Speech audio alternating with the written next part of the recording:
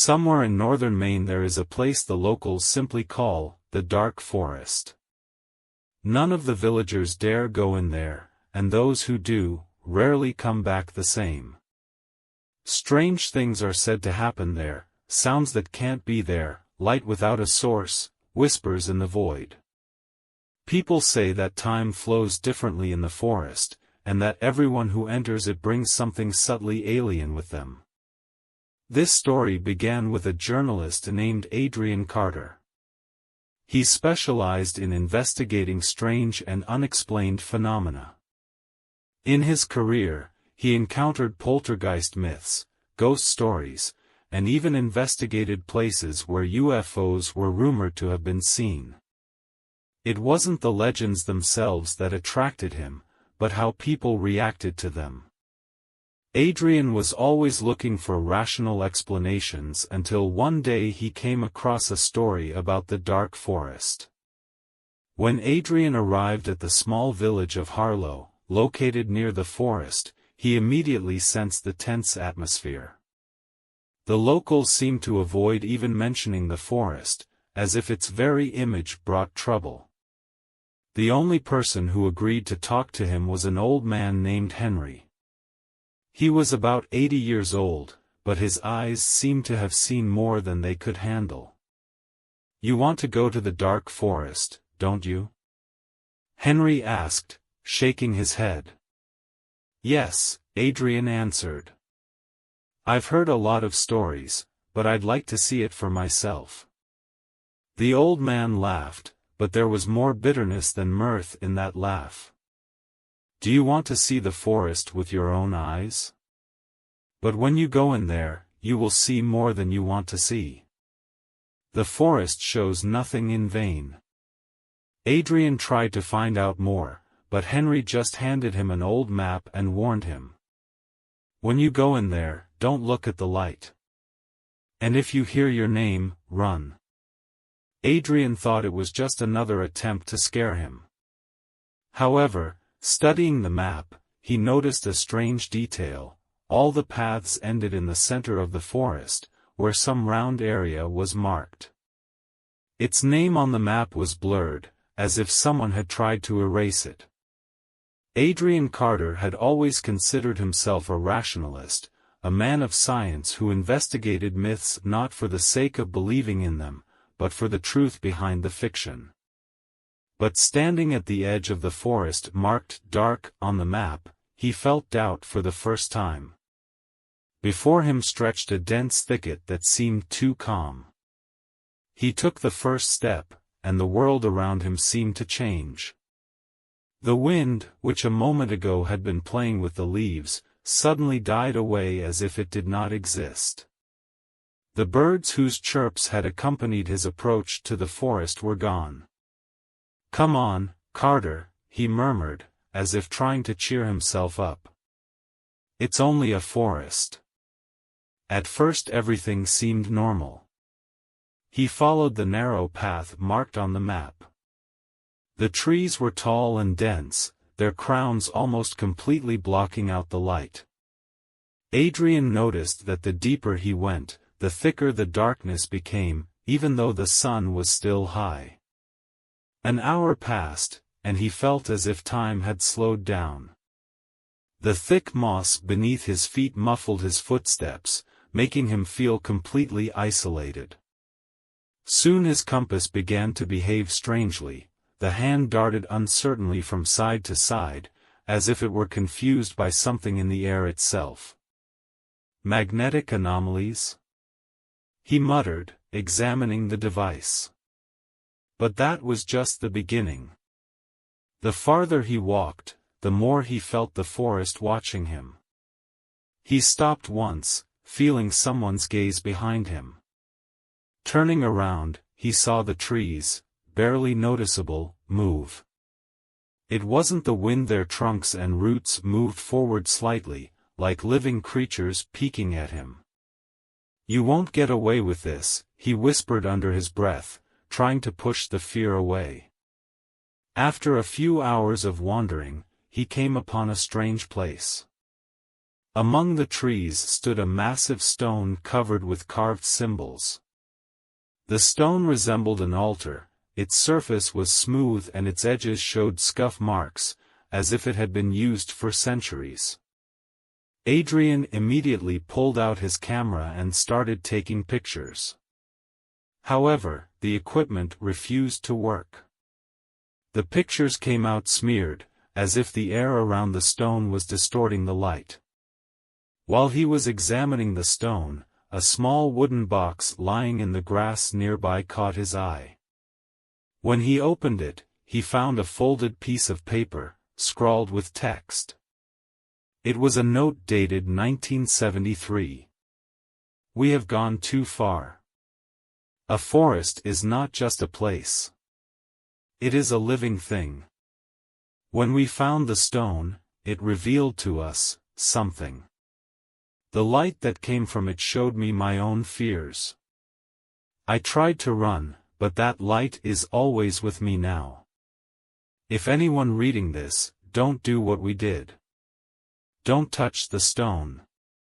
Don't let the light inside." Adrian looked up and saw the symbols on the stone begin to slowly flicker, as if responding to his presence. At that moment, it seemed to him that the forest began to make a noise. The sound was like distant footsteps or breathing. He felt a chill run down his spine and quickly rolled up the note, tucking it into his pocket. But another strange detail caught his attention. One of the trees next to the stone had a sign carved in it that exactly mirrored one of the symbols on the stone. Adrian took out a notebook and began to sketch the symbols, but felt that the forest seemed to freeze, watching him. Finally, he reached the spot marked on the map. It was a perfectly round clearing in the heart of the forest. In the center of the clearing was a body of water whose surface was perfectly smooth. It looked as if its mirror-like surface could not be disturbed by anything in this world. Here the forest seemed especially quiet. There were no birds, no insects, not even the rustle of the wind. The silence was oppressive, as if nature itself were afraid to disturb the tranquility of this place. Adrian cautiously approached the water. Its reflection looked strange. The stars in the water did not match those in the sky. It seemed as if the body of water reflected another space, another reality. On the shore, he noticed an old diary. The pages were damp, but the text was still intact. The diary described the last moments of a man who was trying to perform some kind of ritual. "This is where everything begins and ends. The water knows our secrets. We performed a ritual, but it was a mistake. Now the forest demands more. This place won't let us go, it has become our prison." Adrian felt a thought begin to throb in his head, as if the journal was forcing him to do what it described in its pages. Adrian gazed at the text on the last page of the diary. His handwriting was uneven, as if the writer was trembling with fear or in a hurry. The instructions were written in short, almost telegraphic phrases. 1. Find your reflection in the water. 2. Say the words you are afraid to say to yourself. 3. Don't take your eyes off yourself, no matter what happens. Beneath the instruction was a signature, the blurring of which made it look like it had been burned into the paper rather than just written. Adrian felt his palms sweat and his heart beat harder. His intuition told him it wasn't a good idea to perform the ritual, but curiosity overpowered him. He walked slowly toward the water. The moon hung high in the sky, casting a faint silvery light on the clearing that enhanced its eerie atmosphere. The water in the lake was so still it seemed like glass. Adrian knelt at the edge and looked at his reflection. His face looked at him with a strained expression, but something about the image was wrong. He couldn't immediately figure out what it was, but it seemed as if the reflection moved with a subtle delay, as if he were looking at himself through a film of water from another world. "What words?" he whispered, feeling his voice lost in the silence of the forest. And then he remembered, "The words you are afraid to say to yourself." He stared at his reflection for a long time, trying to understand what was hiding inside him. Finally, he whispered, "I'm afraid of not finding the truth, and I'm afraid of finding it." His reflection did not repeat those words. It froze, as if in thought.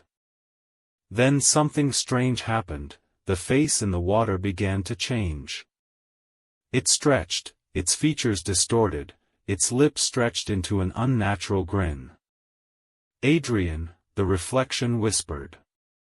The voice was hoarse, low, and, worst of all, not his own. He tried to look away, but couldn't. His own body froze, as if the forest was holding him in place. At that moment, the water began to glow with a faint greenish light, and the reflection stretched out its arm as if trying to break through. "Keep going," the creature in the water said. Adrian felt a chill pierce him to the bone. For a second, he wanted to get up and run away, but it was as if the journal had spoken in his head again. "Don't take your eyes away, no matter what happens." He gathered all his willpower and asked, "What is this forest hiding?" The water in the lake boiled, the light became blinding. Sounds began to echo around, strange whispers, growling, inarticulate voices. A figure rose from the water, seemingly made of light itself, but its features were vague, inhuman. The creature spoke, and its voice came from everywhere at once and from inside his head. "The forest does not hide. The forest shows. But you are not ready to see. Come back before he takes your name." After these words, the figure disappeared and the water in the lake became still again. However, the symbols on the trees around the clearing began to glow, forming a circle that locked Adrian in. He felt time and space begin to shrink around him, and in that moment he realized that the ritual was only the beginning. The forest knew him now, and there might be no turning back. Adrian stood in the middle of the clearing, surrounded by glowing symbols. The air around him felt heavy, as if the forest itself was trying to hold him back. His heart was racing, his temples were pounding, and his thoughts were confused. He wanted to run away, but he realized that the forest would not let him go. Suddenly a thick mist rose from the water, enveloping him. The fog was strange, as if a quiet hissing came from it, like the whispering of thousands of voices. The words were unintelligible, but Adrian heard his name over and over again. "Who's here? What do you want?" he shouted, trying to shout over the growing noise. The whispers died down, and a figure emerged from the mist. It was a man, but not quite. His face was too smooth, as if someone had forgotten to finish his features. The eyes were only dark hollows, and the mouth was a thin line. The figure leaned toward Adrian, and despite the absence of eyes, he felt that it was looking straight into his soul. "You have asked a question," the creature said in a voice that sounded like a whisper and a roar at the same time. "Now you will have your answer." The ground beneath Adrian's feet shook. The light from the symbols became blinding, and the mist swirled around him like a whirlpool. Everything around him began to dissolve, the trees, the sky, even the air. He felt his body become weightless, and the next second he found himself in a strange place. It was the same clearing, but now it was distorted, as if he was looking at it through a broken mirror. The forest around him was dead, the trees dried up, their branches reaching toward him like bony fingers. The water in the lake no longer reflected the stars, but instead radiated a darkness that absorbed the light. "This place," he whispered, looking around. "This is the forest as it will become," the voice replied. The creature no longer stood before him, but he knew it was near. "Everyone who comes here brings a piece of their fear. And the forest feeds on it. This place is the mirror of your mind, your darkest thoughts."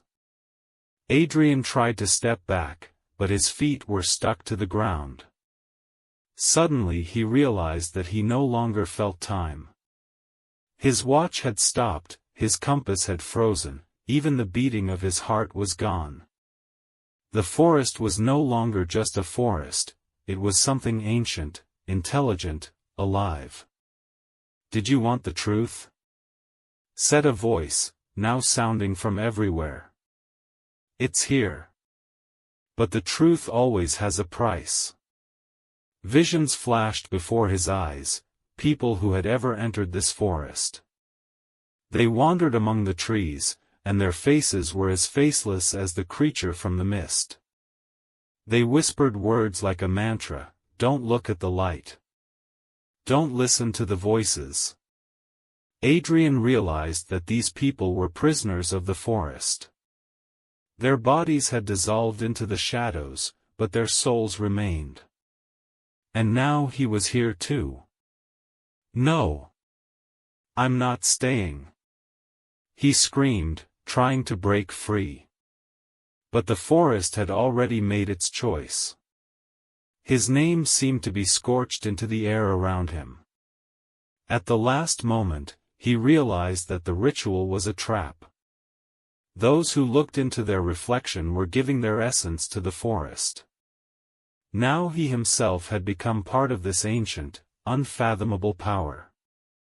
The next morning in the village of Harlow, old Henry stood at the porch of his house and looked out at the forest.